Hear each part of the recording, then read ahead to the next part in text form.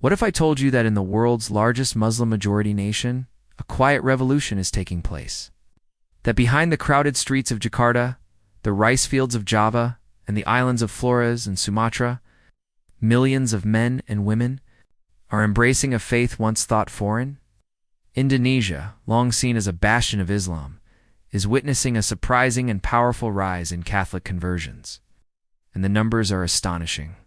Over the past few decades, millions have joined the Catholic Church, with more and more young people, professionals, and entire families making the decision to walk a new spiritual path.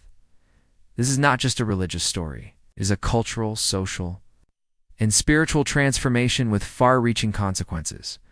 Stay with me until the very end, because what you are about to hear will change the way you see global faith, the Catholic Church, and the future of Indonesia itself. When people think of Indonesia, they imagine the call to prayer echoing over rooftops, bustling markets, mosques filled with worshippers, and a culture shaped by centuries of Islamic tradition. And yes, indeed, Indonesia is home to more Muslims than any other nation on earth. But what many do not realize is that Catholicism has deep roots here too, going back nearly 500 years. Portuguese missionaries first arrived in the 16th century, planting seeds of faith that would later grow under Dutch colonial rule. For centuries, Catholic communities have flourished in certain regions like East Nusa, Tenggara, Flores, Timor, and parts of Sumatra. In these areas, Catholicism became not only a religion but a way of life, woven into local culture, traditions, and identity. And from those roots, a new wave of conversions is now rising, one that is reshaping Indonesia's spiritual landscape. The story of Catholic growth in Indonesia begins with history, but it does not end there. Today, the Catholic Church in Indonesia is more than a historical presence. It is a living, breathing community that offers something many Indonesians are searching for: hope, belonging, forgiveness, and peace. In a country of over 276 million people, where Catholics make up around 8 million, the faith may seem like a small minority, but its influence is far larger than its numbers suggest. Catholic schools are among the most respected in the nation. Catholic hospitals are trusted for their care. Catholic charities serve the poor, the sick, and the forgotten. For many Indonesians, their first encounter with the Church is not through a sermon, but through service. They see the love of Christ made visible in action, and this awakens something deep within. But let us ask, why now? Why, in recent years, have millions turned toward Catholicism in a land so deeply tied to Islam? The answers are many. They all point to one truth. The human heart is restless until it rests in God. One reason lies in personal spiritual journeys. Many Indonesians, especially young people, find themselves disillusioned with traditions that no longer speak to their hearts. They long for something deeper, something more personal. Catholicism offers not only community, but also rituals and sacraments that provide tangible encounters with the divine. Baptism, confirmation, confession, and the Eucharist are not just ceremonies but sacred doorways into a living relationship with God. For someone seeking spiritual completeness, these sacraments are like water in the desert. They give a sense of peace, belonging, and transformation that nothing else can provide. Another reason is the message of personal salvation through Jesus Christ. For many Indonesians facing hardship, questions of identity, or existential struggles, the Catholic teaching that eternal life is possible through a personal relationship with Christ is profoundly moving. It is not about empty words, but about a love that forgives, redeems, and promises everlasting hope. For a mother struggling to feed her children, for a student lost in a sea of pressure, for a worker battling despair, the Catholic message of Christ's unconditional love offers healing and direction. And then there is the powerful witness of community. Catholic parishes in Indonesia are known for their unity, their sense of family, and their joy. To enter a Catholic church here is to find not only prayer, but also fellowship, a place where people know your name, where you are supported in both spiritual and practical ways. For many Indonesians feeling isolated in a rapidly changing world, this sense of belonging is irresistible. The church is not only a place of worship, but also a home. We cannot ignore the role of religious freedom in Indonesia. As a secular state, Indonesia officially recognizes 6 religions: Islam, Catholicism, Protestantism, Buddhism, Hinduism, and Confucianism. This legal framework, unique in the Muslim world, gives people the right to choose their faith. While converts often face criticism or rejection from family and community, the law protects their decision. This means that even under social pressure, the path to Catholicism remains open, and many are walking it. But what is especially striking is the rise of conversions among the youth. Young Indonesians connected to the world through social media, travel, and global education are exploring faith in new ways. They are exposed to different ideas, cultures, and beliefs, and they are more willing to question the traditions they inherited. Many find that Catholicism resonates with their desire for authenticity, community, and deeper meaning. The structured rituals of the Mass, the rich history of the Church, the message of forgiveness, all of this speaks to them in a way that feels both ancient and refreshingly new. Imagine a young university student in Jakarta wrestling with questions about identity and purpose. She stumbles upon a live stream of a Catholic Mass online. First she is curious, then she feels peace she has never known. Weeks later, she walks into a Catholic church, hesitant but hopeful. And there, surrounded by strangers, she feels it. Home for the first time in her life. This is not an isolated story. It is happening across Indonesia, again and again. The numbers tell the story too. By 2022, Catholics made up around 3% of the population, or over 8 million people, a significant increase compared to previous decades. This growth is not only in traditional strongholds like Flores, but also in unexpected places like Jakarta and Surabaya, Indonesia's bustling cities. Here, middle-class professionals, students, and families are drawn to Catholicism as a source of moral clarity, spiritual guidance, and community. In cities where life is fast-paced, competitive, and stressful, the Catholic Church provides stability and hope.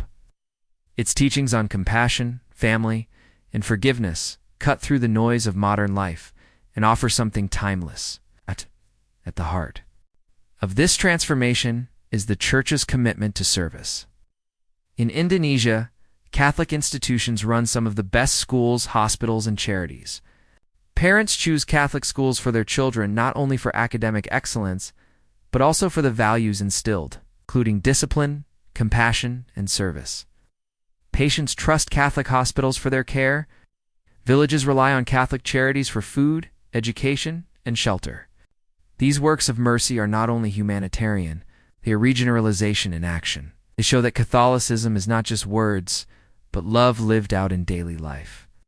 And this witness draws people in. Yet it would be a mistake to think this journey is easy. Converts often pay a price.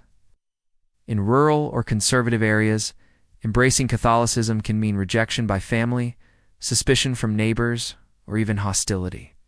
The rise of Islamic conservatism in recent decades has made conversion more difficult in some communities. But despite the risks, people continue to come. They come because they have found something worth losing everything for: Christ himself. This is the beginning of a story that is still unfolding. In Indonesia, the Catholic Church is not just surviving, it is rising. From history to personal journeys, from youth movements to humanitarian service, the seeds of faith are blooming in ways few could have imagined. And in the next part, we will look even deeper at the role of social media, interfaith dialogue, the Church's response to political and social challenges, and the miraculous ways God is moving in the hearts of millions. Stay with me, because the most powerful chapters of this story are yet to come. To understand why Catholicism is rising so dramatically in Indonesia, we need to look at the forces shaping this transformation today. History planted the seeds, but the modern world is giving them new soil to grow. And one of the biggest drivers is something that has changed life everywhere: the digital age. Social media has become a surprising missionary in Indonesia. Platforms like YouTube, Instagram, and Facebook are not just for entertainment, they are gateways to spiritual discovery. For young Indonesians, many of whom live in cities or study in universities. Online content is their first exposure to Catholic teaching. They watch videos of Mass, listen to testimonies of converts, or stumble upon a homily shared by a Catholic influencer. These encounters, small as they seem, often spark a curiosity that grows into a journey of faith. Imagine a young man in Surabaya. He feels lost, disconnected from his traditions, and unsure of where life is leading him. One night, scrolling through his phone, he comes across a video of a Catholic priest explaining the meaning of forgiveness. The words pierce his heart. He keeps watching, keeps searching, and soon he finds himself sitting quietly in a Catholic church, feeling a peace he has never known. This is how faith spreads today, not with loud campaigns, but with simple moments of grace reaching through a screen into someone's life. What makes social media so powerful in this context is privacy. In conservative communities, exploring another faith can bring criticism or rejection. But online, people can learn in secret. They can watch, listen, and read without fear. Can join virtual prayer groups, discuss their doubts in online forums, and connect with others on the same journey. These digital spaces are like hidden chapels, sanctuaries where seekers can take their first steps toward Catholicism. And for many, those steps eventually lead them to the sacraments. But Catholicism in Indonesia is not just growing through screens. It is growing through action, through the daily works of mercy that make the Church visible and trusted. Across Indonesia, Catholic schools are known for their excellence. Parents from every background, including Muslim families, send their children to Catholic schools because they trust the values taught there: honesty, service, compassion. Hospitals run by the Church provide healthcare where government services are lacking. Charities feed the hungry, shelter the poor, and give education to those who cannot afford it. For millions of Indonesians, the Catholic Church is not just a religious institution, it is a lifeline. And when people see this love in action, they begin to wonder about the faith behind it. This is why Catholicism attracts not only the poor or marginalized, but also the middle class, professionals, and students. In Jakarta, young workers caught in the stress of modern life find in Catholic parishes a sense of stability, routine, and spiritual depth. The rituals of the Mass, the silence of Eucharistic adoration, and the rhythm of the Rosary all become anchors in a chaotic world. When life feels fast and shallow, the Church offers something ancient and solid. It reminds people that beneath the rush of modernity lies a deeper reality, God's presence at the same time. Catholicism speaks to something Indonesians value deeply: community. In a society where family and togetherness are central, the Catholic parish becomes more than a place of prayer. It becomes a second home. People gather not just for Mass, but for meals, charity drives, youth groups, and festivals. They celebrate together, mourn together, and support one another. For someone who feels lost or isolated, joining the Catholic Church is like finding a family. This sense of belonging is one of the most powerful reasons people convert. And yet, Catholicism is not just about belonging, it is about encounter. At the heart of this faith are the sacraments, and for many Indonesians, the sacraments are what draw them in most. Baptism offers a new beginning. Confession offers healing. Confirmation offers strength. And the Eucharist offers the presence of Christ Himself. To kneel before the Blessed Sacrament, to receive communion at Mass, to experience the peace that flows from the altar, these are moments that change lives forever. Even for those who do not fully understand the theology, the sense of mystery, reverence, and love is undeniable. One convert explained it simply: "I don't know what it is about that little piece of bread, but when I see people kneel, when I hear the words, when I taste it, I feel God is there." That is the Eucharist, the living Christ, drawing hearts to Himself in the most humble way, beyond personal faith. Catholicism in Indonesia is also strengthened by interfaith dialogue. Indonesia officially promotes religious pluralism. Catholic leaders work alongside Muslim, Protestant, Hindu, and Buddhist leaders to foster harmony. These dialogues reduce suspicion, build bridges, and create a climate where conversions are possible. When people see Catholicism not as a threat, but as a partner in peace, they feel freer to explore it. This cooperation is vital in a country with such diversity, shows that faith can unite rather than divide. And it makes Catholicism more attractive to those who long for tolerance and understanding in a world often torn apart by division. Still, the journey is not without obstacles. Converting to Catholicism can bring real challenges. In rural villages, where traditions run deep, converts may face rejection from their families or neighbors. Some are ostracized, some lose friendships, and some endure ridicule. In places where Islamic conservatism has grown stronger, hostility toward Catholics can flare. And yet, in the face of these trials, people continue to come. They come because what they have found is more precious than comfort. It is truth. It is peace. It is Christ. And the Catholic Church walks with them. Priests, nuns, and lay leaders provide not only spiritual guidance, but also practical support for new converts. Parishes embrace them with love, offering community where their families may not. Charities help them rebuild when they are cut off. This solidarity shows them that they are not alone, that the Church is truly universal, family that stretches across every nation and island at the same time. The Catholic Church's global values speak powerfully to Indonesians. Teachings on human dignity, social justice, and peace resonate in a nation struggling with inequality and political challenges. The Church's call to defend the poor, care for creation, and stand for truth appeals to those disillusioned with materialism or corruption. For many, Catholicism is not just a private religion. It is a vision of a more just and compassionate world. Picture a young professional in Jakarta, overwhelmed by competition and consumerism. She walks into a Catholic church and hears a homily about loving the poor, forgiving enemies, and building peace. These words cut through the noise of her life. They give her direction, purpose, and hope.